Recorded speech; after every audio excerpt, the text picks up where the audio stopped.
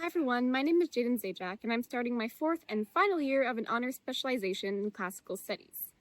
I did my internship this summer with the Undergraduate Summer Research Internship Programs, the USRI, and I worked with the Department of Classical Studies here at Western.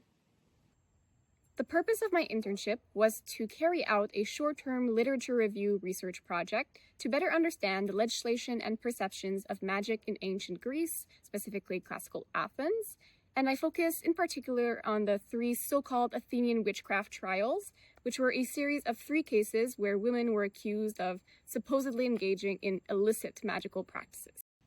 My responsibilities during the internship included compiling a list of primary and secondary sources, reading through all those sources and taking detailed notes, compiling data on the 3 so-called Athenian witchcraft trials, and finally reviewing all my notes and data and coming to the conclusion that while witchcraft in itself was not a persecutable crime in classical Athens, the harm that could result from magical practices could be legislated against, especially when it went against already existing laws such as homicide or asabeia, which is impiety.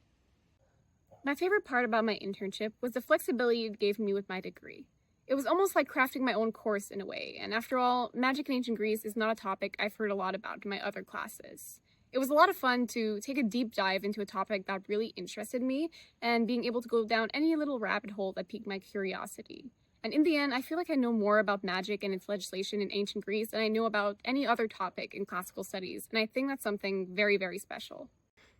This internship also taught me about resilience.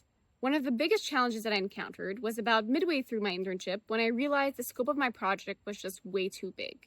Originally, my research was supposed to deal with magic legislation in both ancient Greece and Rome, but I saw that I just had way too much work set out for me and that I would never accomplish that in the few months that I had.